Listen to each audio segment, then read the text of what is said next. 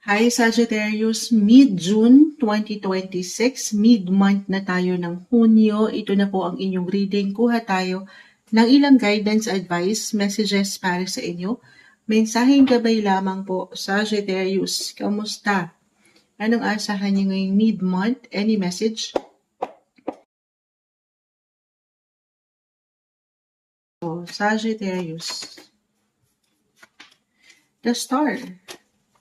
This is about your hopes, your dreams, your wishes, kung ano yung nilook forward nyo in the future, or kung mas magiging grounded tayo 6 months, a year from now, sa inyong buhay. Manifestation card dito pa lang. So, why not? Maring mid-month, meron kayong may isa katuparan din na pangarap. Walang imposible, guys. Believe in the impossible. Yes, ganun yung energy. Parang meron pa akong kailangan ma-mention dyan. Yung pagiging lucky star nyo. Eto, maaring nababanggit ko na from your previous readings. Kung nakakapakinig na po kayo kay Moonchild, meron tayong naganap, astrologically speaking, na tinatawag Venus-Jupiter conjunction. Your planet ruler, si Jupiter, ito po ay nasa inyong mga 8th house pa rin.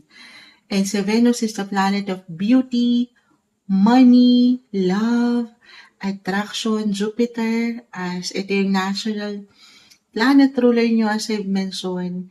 Sign of good luck, money, abundance, wealth, 8th house, guys. For some of you, maaring naramdaman na ito. By the time na mapakinggan nyo to, ngayon nagaganap yun. Venus-Jupiter conjunction around June 8, ganyan to 9.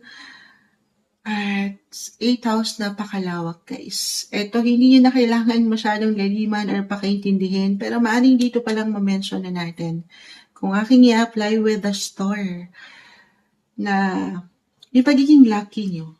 Luck is on your side, guys. Lalo pa po sa usaping kaperahan. Maaring mailang ganapan dyan. Ito, pwedeng naramdaman na nga by the time na mapakinggan ito. Or pwedeng sasalubong sa inyo ngayong mid-month ng Hunyo, Sagittarius, magandang balita, impormasyon in regards money.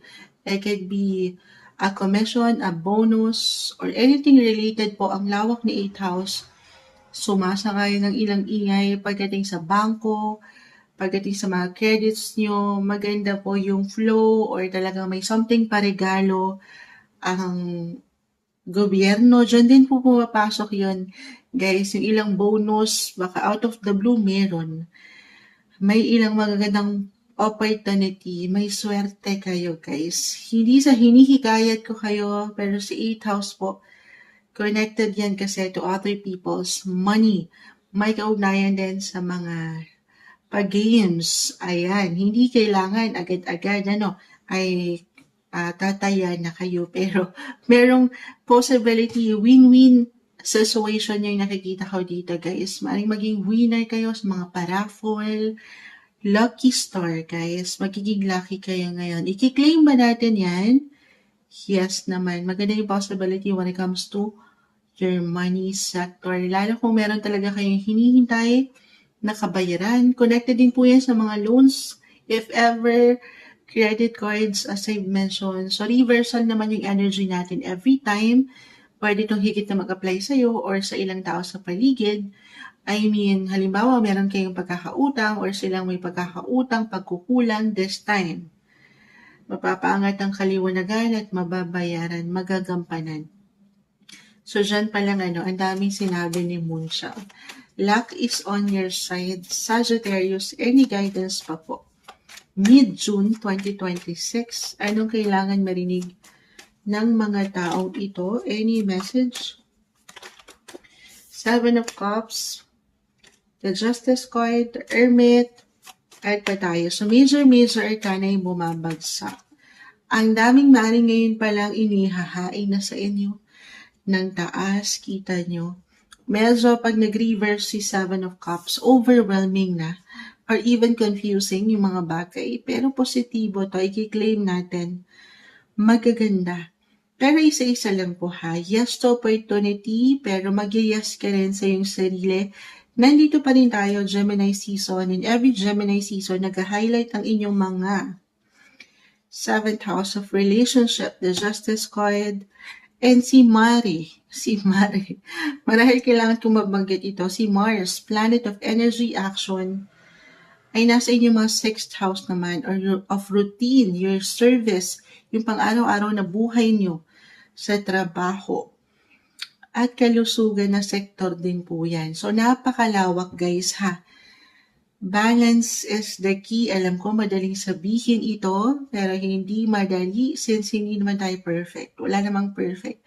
Maring may ilang injustices, or baka meron kayong makaligtaan sa dami ng ganapan. Mars energy nasa inyong sektor ng paggawa. Yung pang-araw-araw guys.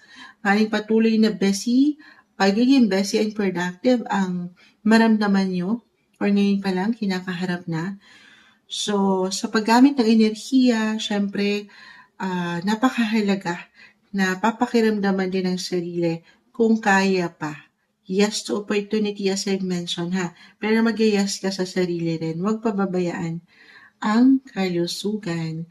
But, the hermits, this is someone, if ever meron kayong iniinda or iindahin, hindi isang medical advisor si Moonchild, but I feel for some na kung talagang kailangan nyo ng someone guide, it could be a mentor, physically, mentally, emotionally, even spiritually.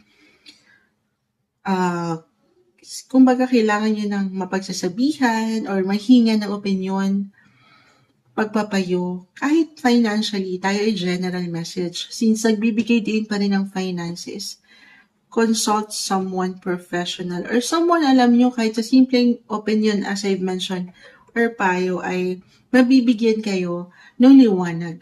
Okay? Lalo kung parang ang daming nakahain or pwedeng maramdaman nyo minsan halo-halo na hindi tayo nakakapag-isip nung merong pagkaklaro, nung clarity. Okay? Alam ko, may hugot ata yun. Pero balance guys, huwag din pababayaan ang iyong sarili. Kasi nakikita ko yung pagpupush nyo pa rin. Sagittarius, umangat ang inyong pagiging generous. Kasi siguro, ay dito rin yung kagustuhan na makapagbigay, makapag-share. I-claim natin ito. Sabi ko nga, hindi imposible na merong papasok na kaperahan. I see healing. You will be financially covered. I-claim natin yan or anumang pinapahilom nyo or kailangan pahilumin. Nag-reverse si Three of Swords, physically, mentally, emotionally, financially, even spiritually, andito na lahat. Okay? Kung kailangan nyo munang mapag-isa, mapagnilay, maging bukas din po sa part na yan. Pero maganda yung posibilidad guys, hindi kayo mawawalan. Positive possibilities, opportunities para saan? Para sa higit na liwanag patungo sa mga pangarap nyo pa. Yung pinto ng opportunity na deserve na niyo. Alam ko may hugot pa, pero mensaheng gabay lamang po ngayong mid-month of June 2026, Sagittarius.